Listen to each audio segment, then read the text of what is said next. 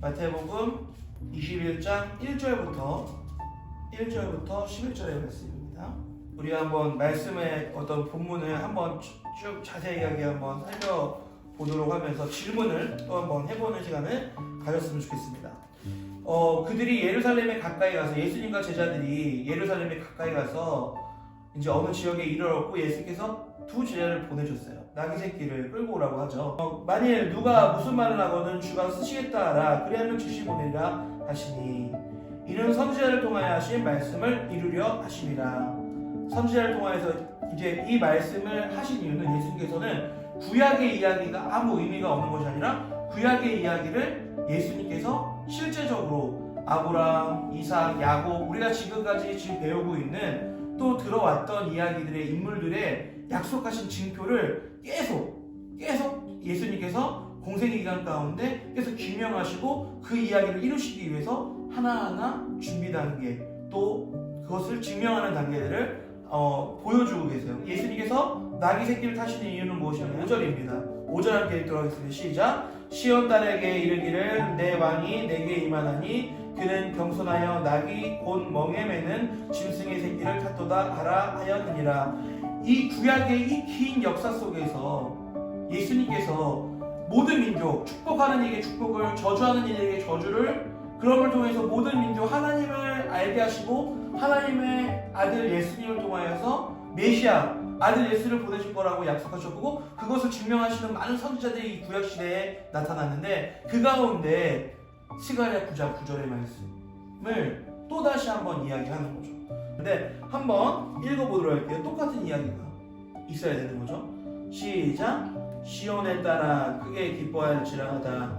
예루살렘에 따라 즐거이 부를지어다. 보라 내 왕이 내게 임하시나니 그는 공의로우시며 구원을 베푸시며 겸손하여서 나귀를 타시나니 나귀의 작은 것 곧 나귀 새끼니라. 아멘. 당시에 이제 이렇게 환송받으면서 칭송받으면서 예루살렘에 들어오는 어떤 왕이나 군사 이긴 군장은 명장은 군말을 탔다고 합니다. 그럼 우리가 로마의 어떤 당시에 어떤 화려했던 그런 어떤 병사들의 옷이나 이런 것들을 기억한다면 말하고 나귀를 한번 이미지를 그려보세요. 말이랑 나귀라고 했을 때 더군다나 나귀의 새끼를 타고 오셨단 말이에요.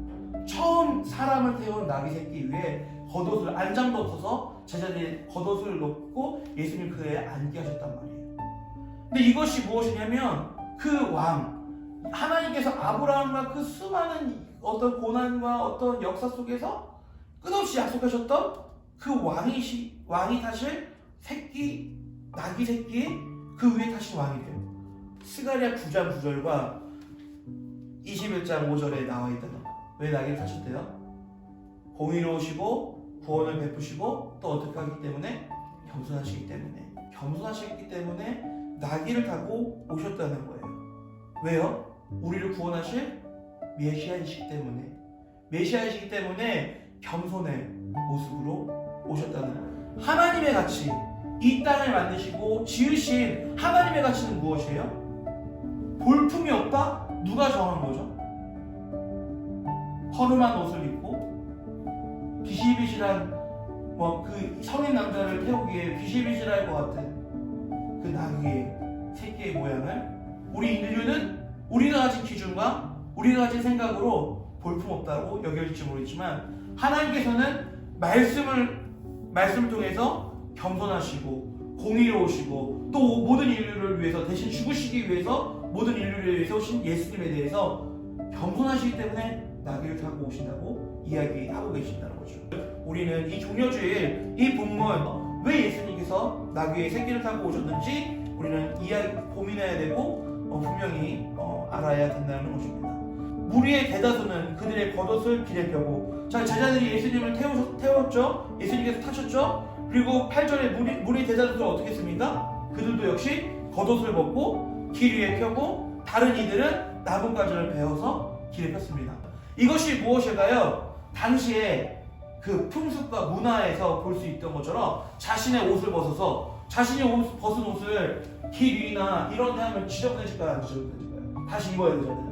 근데 그만큼 내 옷이 어떻게 되든 저렇게 되든 내 옷을 벗어서 그가 나귀의 그 발자국이 찍히다 말건 이것 자체가 내 옷이 더러워지던 아니던 간에 그를 영화롭게 하는 것, 그를 높이는 일이라면 상관없다.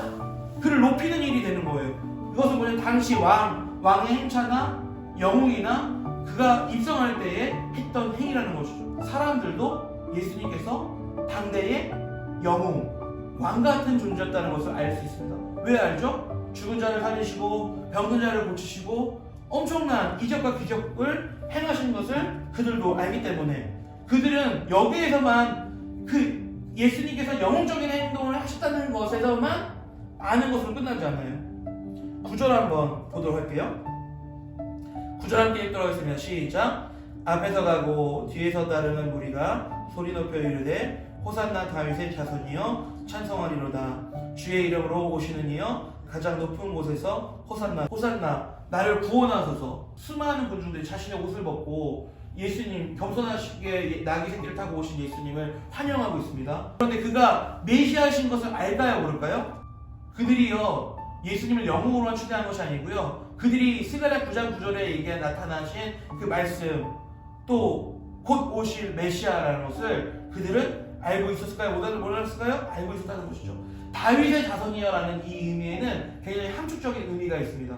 구약의 다윗을 통하여서 약속하신 오랫동안 들어왔던, 그들도 우리처럼 성경은 없었지만 모세 오경이라든지 그 율법적인 사료를 통해서 끝까지 구절을 통하여서 계속 어렸을 때부터 굉장히 철저하게 배워왔다는 거죠. 하나님께서 말씀하신 모세에게 명령하신 일들을 지금까지도 지키면서 굉장히 타이트하게 인생을 살아가고 있어요. 왜냐? 곧 오실 하나님의 아들 예수님을 여전히 기다리고 있는 거죠.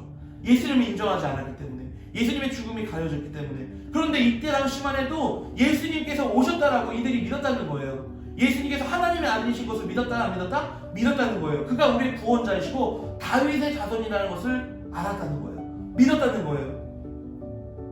그런데 이 환호가 불과 며칠 안 되어서, 우리가 고난주간이지 않습니까?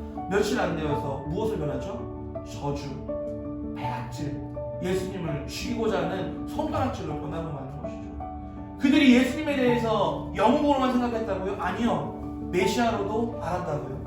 알았는데 어떻게 했다고요?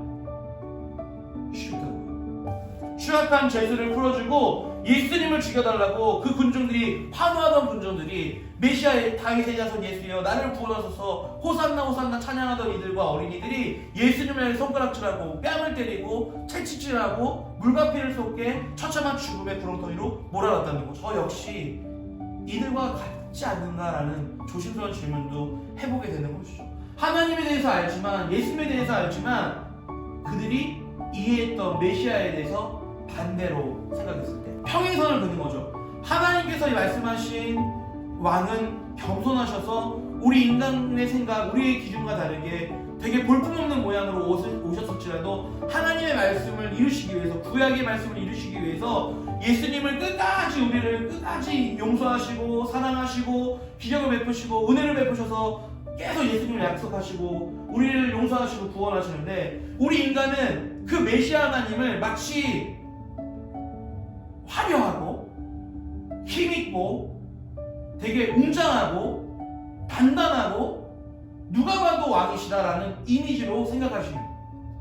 이 격차를 좁히지 못하는 거죠. 누구들도요? 예수님의 제자들도 그랬다는 것을 우리는 볼 수 있어요. 예수님께서 이제 메시아라는 걸 제자들이 먼저 더 알았을 거 아니에요. 근데 그들이 생각하는 메시아와 예수님께서 생각하는 메시아는 철저히 달랐어요. 이 처절한 죽음이 있어서야 우리 모든 인류를 구원하셨다는 것을 알 수가 있는데, 인간들이 생각하는 메시아는 철저하게 이것과 맞닿을 수 없는 곳에 있었다는 거죠. 오랫동안 하나님의 말씀을 알았지만, 하나님께서 약속하신 예수님을 알았지만 끝까지 이것이 맞닥뜨려지지 않아요. 예수님이 죽고 부활하시는, 그리고 성령을 받으시기 전까지는 이것이 일치하지가 않습니다. 세상의 사람들과 똑같아요. 화려하고 나의 소원을 이루어주시기를 바라고 내가 생각하는 대로 예수님께서 그려주시기를 원하는 거죠. 하지만 하나님께서는, 예수님께서는 끝까지 언약을 이루시기 위해서 처절한 죽음의 구렁텅이로 가시는 거예요. 왜냐? 모든 인류를 구원하시기 위해서요.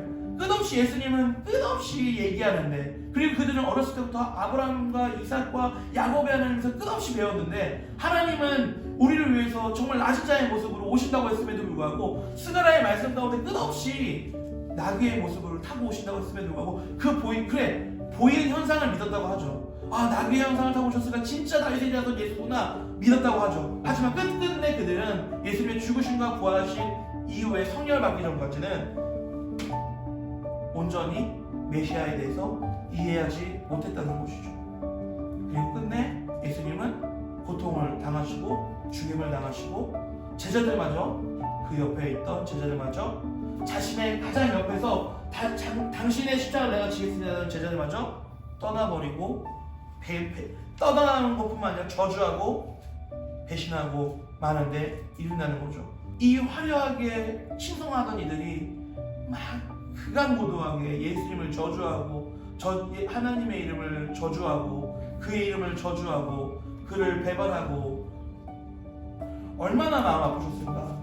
하나님이 지으셨지만 철저하게 예수님에 대해서 온전하게 이해하지 못한, 메시아에 대해서 온전하게 이해하지 못한 이들에 의해서 처참하게 죽임을 당하실 때, 또 그것을 상기하실 때 얼마나 가슴 아프셨을까. 예수님께서 마땅하게 인간 손에 죽으심을 마땅하게 생각하시고 아무렇지도 않다 죽으셨다고 오해하지 않으시기 바랍니다.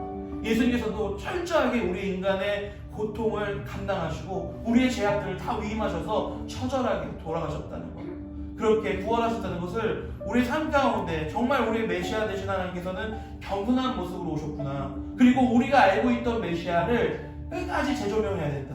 어떻게? 성경에서 말하고 있는 메시아는 영웅적인 모습으로, 화려한 모습으로, 강한 모습으로 오는 것이 아니라 이 땅의 지극히 낮은 자의 모습으로, 이 땅의 죄인들을, 세상에서 말하고 있는 당시의 세리, 창녀, 세상에서 더럽고 개와 어떤 짐승처럼만도 여기지 배만도 못한 이들을 향해서 예수님께서는 직접 찾아가셨고 그들의 손을 잡아주셨고 그들의 이야기를 들어주셨고 그들의 아픈 상처를, 마음의 상처를 치유하셨다는 것을 우리는 기억합니다. 그럼 우리가 예수님에 대해서 분명히 이해할 때, 온전히 이해할 때 우리가 누구에게 가야 되나요? 아니 어디로 가야 되나요? 화려한 길로 가야 되나요? 아니면 더욱더 보이지 않는 곳, 고통 속에 머무는 이들에게 가야 할까요? 여러분이 낮은 자로 이 말하는 것은 여러분이 유명하지 말라, 여러분이 노력하지 말라는 뜻이 아닙니다. 예수님께서는 스승과 종된 모습, 주인된 모습으로, 주가 된 모습으로 아주 지극히 작은 종의 노예의 모습처럼 발을 씻기셨다는 것을 우리가 기억할 때, 우리가 이 땅에 있는 이들을 섬길 수 있는 주체고 영웅적인 주체일 수 있으나 아주 지극히 낮은 곳에 임하셨던 하나님처럼 지극히 작은 자, 보이지 않는 곳, 슬피 우는 곳, 그들을 찾아서 그들의 마음을 위로하고 예수님의 사랑을 전하는데 우리의 삶이 포커싱, 그것으로 주목하여 져야 된다는 것을, 우리의 인생이 높이 올라가는 데에서만, 그것에서만 목적을 이루면 안 된다는 것을, 그것에서만 초점을 맞추며 살아간다는 것은, 교회에 있지만 그것에만 초점을 맞추며 살아간다는 것은 메시아 하나님에 대해서, 메시아 예수님에 대해서 철저히 오해하고 있다는 것이죠. 예수님은 가장 높은 곳에 계실 때 가장 낮은 곳으로 임하셨습니다. 가장 낮은 곳에 계신 이들의 마음의 상처를 어루만져 주셨습니다.